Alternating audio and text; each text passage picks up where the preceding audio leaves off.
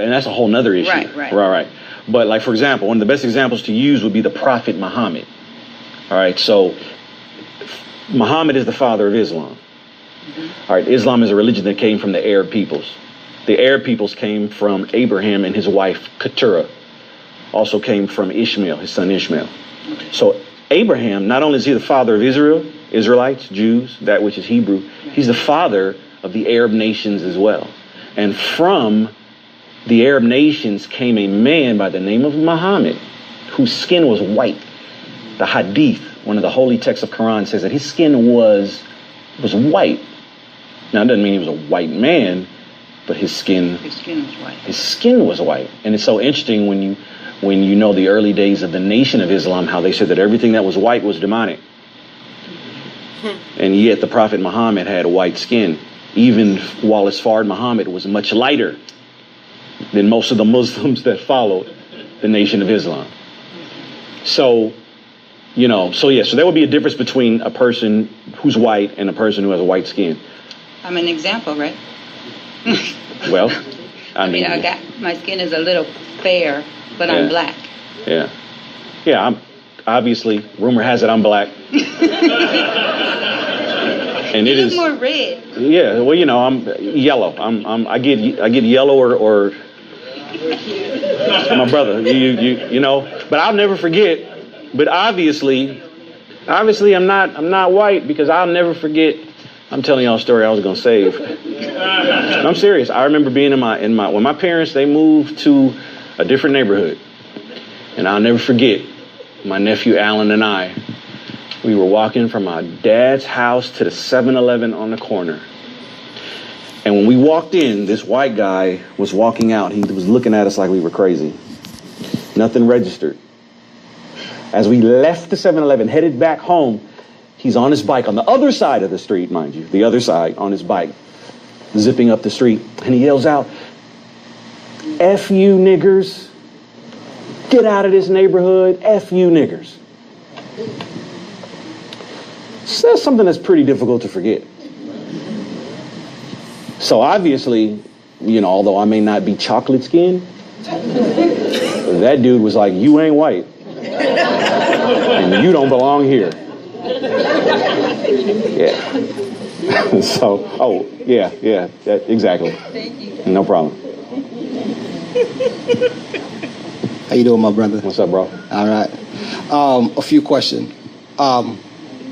First of all, I did a few study with, Jehovah's Witness. Okay. They're pretty cool. Yeah, actually, they study well. Yeah. They do. They do. Also, too, when you said Genesis, John 1:1, in the beginning was the Word, and the Word was, and you said that was Jesus. The scripture didn't say in the beginning was Jesus. It said was the Word. When we do research of the word, the word means expression, thought. Right.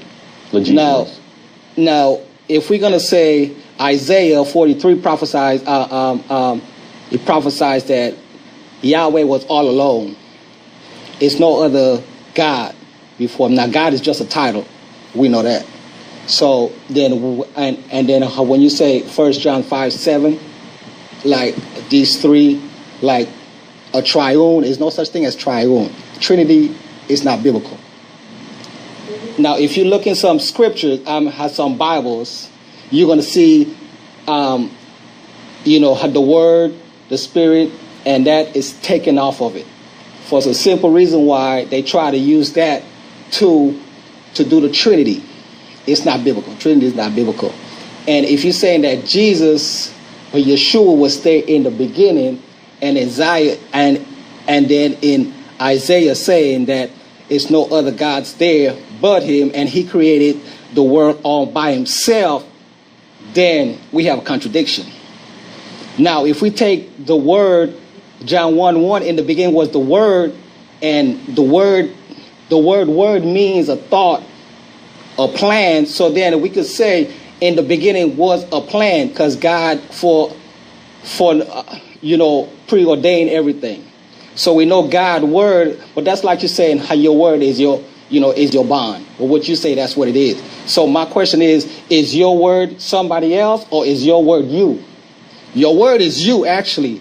So when it say, for a perfect example, 1 John 5:7, the Spirit and the Word and the Father. And the Word will bear witness. Yes, the Word is Yahweh word. Is His word, is the word He speaks. His Spirit is His Spirit. That's His power. And Him. Yes, those three are one. That's Him, period. It's no other being. It's no other God with Him. So it's all Him. It's not the Word is Jesus. That's where you have Trinity, the triune. That's not biblical.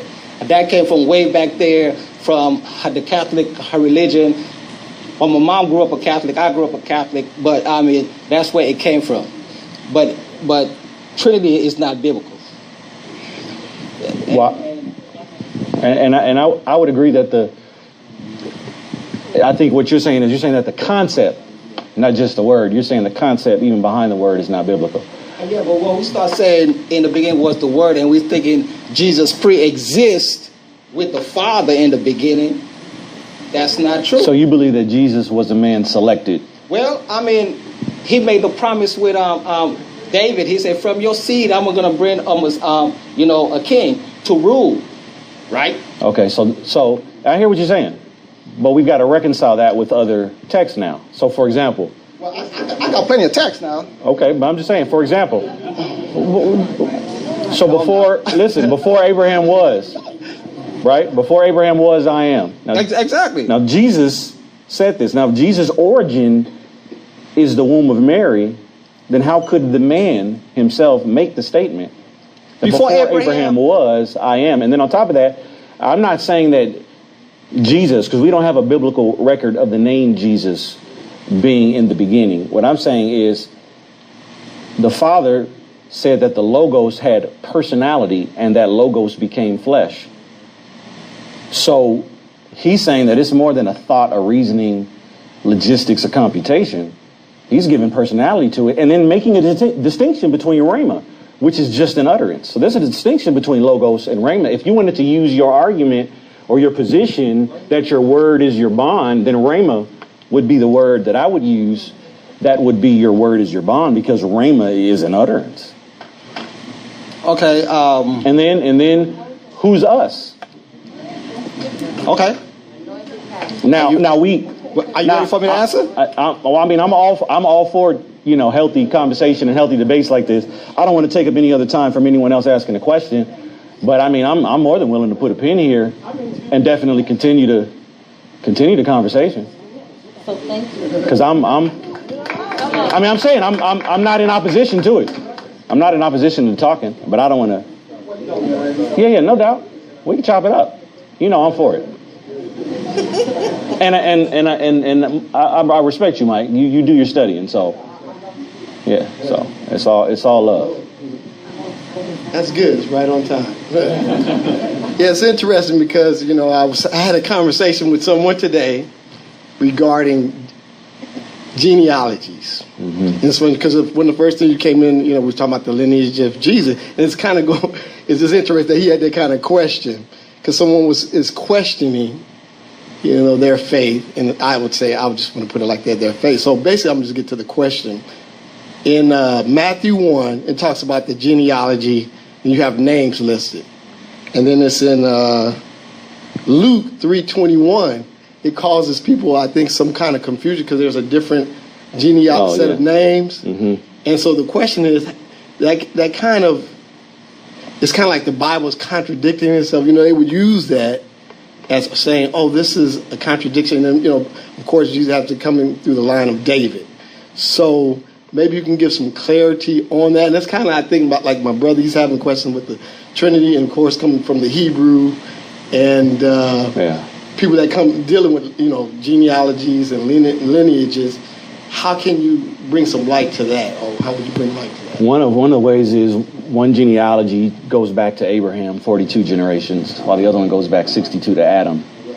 And then the other one is from Mary, and the other is from Joseph. So, you're going to get, you might get some differences in names. Right.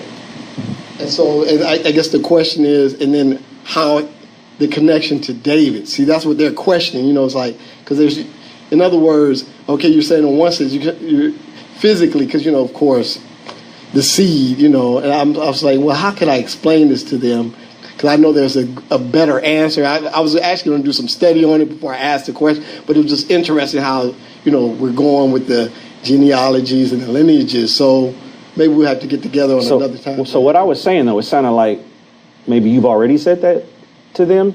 No, I didn't really. Well, they kind of know that. Oh, they kind of know more that. Concrete, yeah. So what's their response to that? Well, what did they say to that? In other words, it's not really clear. I guess still unclear. The connection, as far as Jesus being, from the throne of David, actually physically. You know what I'm saying? Mm-hmm. It's kind of like it's through Mary. See, they're showing it on both sides, but they're saying, well, it should be the father. Should be the father, right? Yeah, you understand. Yeah. I know what you're saying. Yeah. So I was like, well, I haven't really studied it, but I was just, since we're going in this route, and it's kind of like one of the first things you. The best thing to do, I mean, and of course it takes time, is you'd have to study every person in the genealogy, both of them. And I'll do that. Yeah. Because you can be on that for a while. Yeah, I know. That's why I was just going to get a start on that, because I didn't really start it yet, but that's one of my next things to work on. Yeah, that's pretty much. I mean, if they're looking for more beyond that, right? Then yeah. Okay. Yeah. Okay. Yeah. Thank you. Yes, sir.